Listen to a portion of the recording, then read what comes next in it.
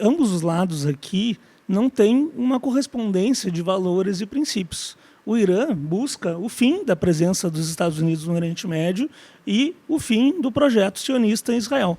E, por outro lado, Estados Unidos e Israel buscam o fim do governo dos ayatolás do Irã. Então não tem algum tipo de solução negociada nesse contexto. O que a gente pode é viver num período de paz armada, como a gente viveu ao longo das últimas décadas, em que houve uma série de guerras encobertas, de ataques indiretos, ou a gente viver num contexto de uma guerra aberta. Infelizmente, não me parece haver uma solução muito clara. Vai ter um dos lados que vai perder. É importante a gente falar sobre o que significa perder. Quando a gente fala sobre isso, algumas pessoas pensam, mas então está dizendo que o Irã tem condições de derrotar os Estados Unidos, o Irã vai chegar até Washington? Não, obviamente não é essa a possibilidade que está dada. Para um país como o Irã, vencer é meramente sobreviver. Se o Irã sobreviver, se o seu governo não cair nesse contexto, o Irã saiu vitorioso. Teve algum outro momento que tu achou que o regime poderia cair? Num primeiro momento, não me parece possível. Porque, primeiro, esses ataques de decapitação, para mim, eles são frutos de alguém que não conhece a natureza do governo iraniano. Quando o Irã passou pela Revolução de 79, o Ayatollah Ali Khomeini, que foi o homem que liderou essa revolução, ele era um homem culto, um homem que entendia a história do Irã, que, como o Fabrício muito bem colocou, é um país herdeiro do Império Persa. E ele aprendeu com a história iraniana, com a história persa, que o maior risco que o Irã poderia ter era justamente lidar com contextos de vácuo de poder. Por exemplo, no momento de uma transição política, em que um líder morria de uma hora para outra, em vários momentos na história iraniana, com dinastias que passaram, o país se desintegrava, o país se fragmentava. Então, o Ayatollah Khomeini ele tentou desenhar um sistema institucional em que ele concentrava poderes, por óbvio, ele era o líder supremo e tinha uma concentração de poderes políticos, religiosos, militares, mas, ao mesmo tempo, que esse poder era exercido por várias instituições. Então, tem um certo paradoxo aqui, porque o Irã tem um governo que concentra poderes, mas esse poder é exercido por várias instituições diferentes. Então, essas instituições elas são feitas não apenas para servir ao líder supremo, mas também para sobreviver ao líder supremo.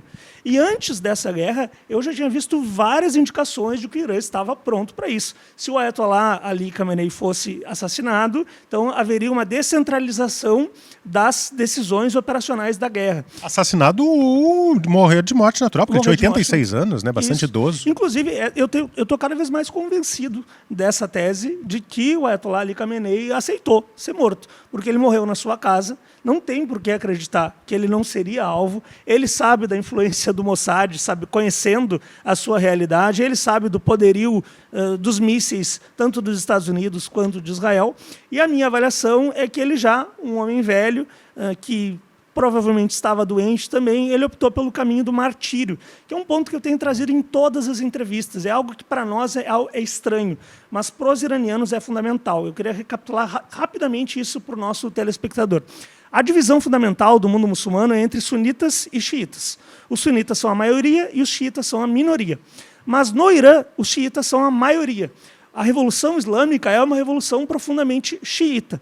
E lá atrás, essa divisão é uma divisão muito antiga, do século VII, em que o líder dos xiitas, o Imam Hussein, foi assassinado em uma batalha. Esse episódio, até hoje, eu sugiro que vocês procurem as imagens, até hoje, ele é comemorado em diversos países no Oriente Médio, em especial países xiitas, que é o episódio da Ashura. É uma grande celebração. E se vocês observarem a imprensa iraniana, toda vez que algum iraniano morre em combate, vocês vão ver ali que ele não foi assassinado, ele foi martirizado. Ele se tornou um mártir. O que é um mártir? Um mártir é alguém que aceitou morrer num contexto de guerra, pensando num ideal de sociedade. E o que aparentemente aconteceu é que o Ayatollah Ali Khamenei aceitou ser martirizado.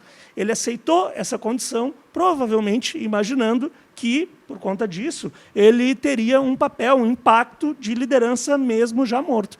E esse elemento religioso ele é importante e ele não é característica única dos iranianos. Hoje mesmo eu estava vendo que alguns comandantes nos Estados Unidos estão falando dessa guerra como uma espécie de uma guerra santa, como uma guerra de Armagedon, que precisa ser travada em termos escatológicos. Então veja que curioso, porque a gente costuma associar muito o Irã com esse elemento da religião, e é correto, é assim que temos que analisar mesmo, mas não é uso exclusivo dos iranianos. Em Israel, a gente sabe também que o componente religioso é fundamental, e nos Estados Unidos também, embora seja menos evidente para nós, também é um ponto relevante. Até porque o apoio que Israel tem nos Estados Unidos, que se deve muito aos grupos de lobby, não é apenas de grupos judaicos, de grupos israelenses, é também de grupos de cristãos que apoiam os judeus na Terra Santa, que consideram que isso... Eu não vou saber explicar, porque eu não entendo muito de religião, mas que consideram que no momento que Deus voltar à Terra, é importante que o povo escolhido esteja na Terra Santa. Então, por isso que eles defendem o Estado de Israel moderno.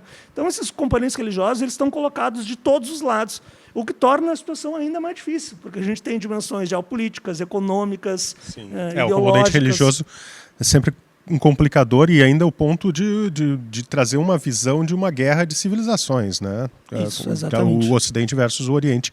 Até entrando um pouco na parte estratégica, Fabrício, queria te perguntar, porque o ataque que aconteceu no sábado foi um ataque durante o dia. Que o que se diz é que os ayatollahs não estariam esperando um ataque de dia, normalmente é à noite, o que corroboraria na tese do professor Ricardo com relação a que se estivesse esperando talvez um martírio num local que era um alvo, né, fácil para o Mossad e para a CIA, né, de identificar que estavam lá as principais cabeças do regime, entre eles o Khamenei. Não sei se hoje à tarde a gente conversaste com o Vitor Neto, meu colega na coluna em Zero Hora, e falávamos um pouco sobre a pergunta que a gente tinha, que era justamente, vai na linha do até quando? Até quando o Irã tem uma capacidade militar de contra-atacar e atingir alvos ocidentais, alvos americanos ali na região. Não sei se tu quer começar por aí, mas acho que é interessante, porque a gente vê esse contra-ataques do Irã muito... E até quando, né? Porque hoje o Irã não tem a mesma capacidade que tinha na época da guerra Irã-Iraque, imagino. E até eu agradeço e eu queria tocar em 2 pontos, se me permitem. Eu endosso o que o Ricardo falou e também eu queria pensar em termos mais históricos no risco dessas operações de decapitação, porque nem na Segunda Guerra Mundial os Estados Unidos tirou o imperador do Japão. Isso é muito significativo, porque eles sabiam que o Estado japonês tinha que ser mantido de alguma forma, mesmo que depois virasse uma monarquia constitucional, mas algum tipo de negociação deveria existir para poder que fosse assinada uma rendição e os militares parassem de lutar. Um grande problema que os Estados Unidos têm enfrentado, Israel também, com esses problemas de decapitação, que chega uma certa hora que os militares não respeitam mais, não tem uma autoridade que mande, então a guerra se torna incontrolável.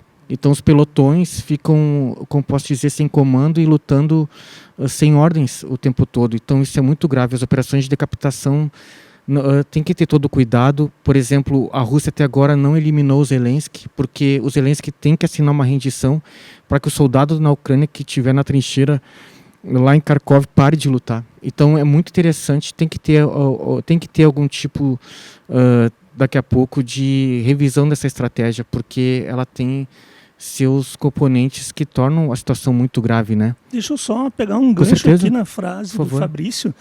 Existe até uma piada que é utilizada tanto para os militares quanto para os economistas, né? Que a gente diz que a guerra é um assunto sério demais para ficar na mão dos militares, assim como a economia é um assunto sério demais para ficar na mão apenas dos economistas. E o que aconteceu foi exatamente o ponto que o Fabrício está colocando. Auto-eliminar a cabeça de um determinado governo, se sabia já no Irã do risco disso acontecer e se já antecipou uma descentralização das capacidades operacionais militares. Gente, isso na prática significa que tu tem vários comandantes militares isoladamente pensando com a sua própria cabeça. E aí, o que vocês acham que é mais provável? Que eles ajam com parcimônia, moderação, calma, ou que eles ajam de maneira irrefletida, de maneira a buscar uma vingança imediata? Então, isso também pode ter sido... Se essa minha hipótese estiver verdadeira em relação ao Khamenei, também foi um presente de grego que o Khamenei legou. Tipo, olha, vocês optaram por esse caminho, agora vocês vão ter que lidar com as consequências disso. Vocês não vão ter mais um líder a quem responder, a quem conseguir conversar, dialogar sobre esse tema, mesmo que informalmente, porque na guerra as duas partes não falam diretamente. Agora não. Agora são vários comandantes, cada um deles tem autonomia para decidir o seu bel entender, o seu bel pensar. Isso, por óbvio, aumenta os riscos de uma escalada.